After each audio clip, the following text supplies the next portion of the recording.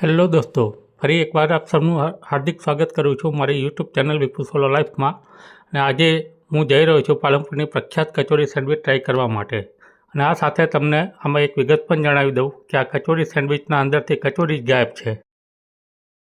તો ફાઇનલી હવે હું પહોંચી ગયો છું લોકેશન પર. સેન્ડવિચનું નામ છે અંકલ સેન્ડવિચ અને એની પ્રખ્યાત સેન્ડવિચમાંથી એક છે કચોરી સેન્ડવિચ. લગભગ ઘણા બધા લોકો એકણ કચોરી સેન્ડવિચ જ ખાવા માટે આવે છે. તો જુઓ, આ સેન્ડવિચ જે છે એ સૌથી પહેલાં તો પાઉંમાં બને છે. પાઉંને વચ્ચેથી કાપી નાખવામાં આવે છે અને પાઉંની બંને ભાગના અંદર બટર, જામ અને ગ્રીન ચટણી લગાવવામાં આવે છે.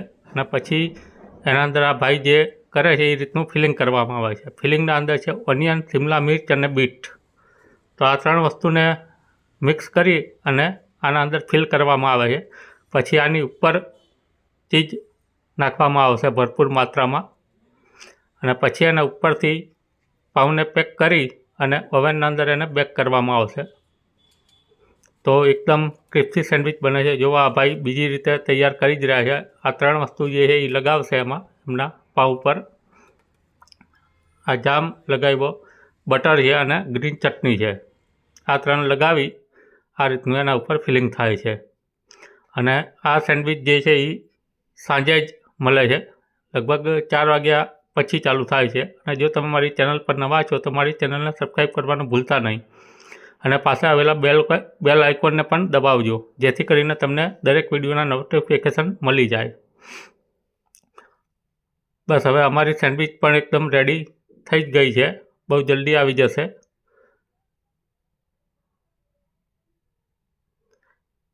અને આ જગ્યા જે છે એ ઇન્કમટેક્સ ઓફિસની નીચે હનુમાન ટેકરી રોડ, પાલનપુર. સિટીનું નામ છે પાલનપુર. ત્યાં મળે છે આ સેન્ડવિચ. અને જો તમારા ધ્યાનમાં પણ આવી કોઈ બીજી સેન્ડવિચ હોય તો મને કોમેન્ટમાં જરૂરથી જણાવશો, જેથી કરીને હું એ જગ્યાએ પણ સેન્ડવિચ ટ્રાય કરી શકું. તો જો અમારી સેન્ડવિચ તૈયાર થઈ ગઈ છે. ઉપરની સાઈડમાં થોડુંક હલકું બટર લગાવ્યું. હવે આના અંદર એને બેક કરવા મૂકી દેશે ભાઈ અને બેક થઈ અને સેન્ડવિચ આવી જશે, જે અમને સોસ અને ગ્રીન ચટણી સાથે સર્વ કરવામાં આવેલી હતી. અને એકદમ ક્રિસ્પી અને બની હતી, એકદમ ક્રન્ચી સેન્ડવિચ હતી. મજા આવી ગઈ હતી ખાવાની. અને તમે પણ જો ક્યારેક પાલનપુર બાજુ આવો છો હનુમાન ટેકરી જવાના રસ્તા ઉપર તો એની વિઝિટ જરૂર લઈ શકો છો. મને એનો ટેસ્ટ, ક્વોલિટી સારી લાગી, બેસવાની વ્યવસ્થા સારી છે, સસ્તા સારી છે. જો ફાઇનલી અમારી સેન્ડવિચ રેડી થઈને આવી ગઈ છે અમારા ટેબલ પર.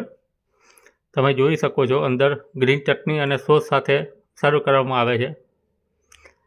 તો હવે એને ટેસ્ટ કરું છું. એકદમ મસ્ત સેન્ડવિચ ભાઈ, વાહ, મજા આવી ગઈ. અને લોકેશન તો તમને મેં જણાવી જ દીધું છે. અને જો તમે પણ આવા ફૂડ વ્લોગ જોવાના શોખીન હોય તો મારી ચેનલ સાથે જોડાયેલા રહો. ચલો હવે આ વ્લોગ અહીંયા હું સંપન્ન કરું છું અને બહુ જલ્દી આપણે નવા વ્લોગમાં મળશું. જય હિન્દ, જય ભારત.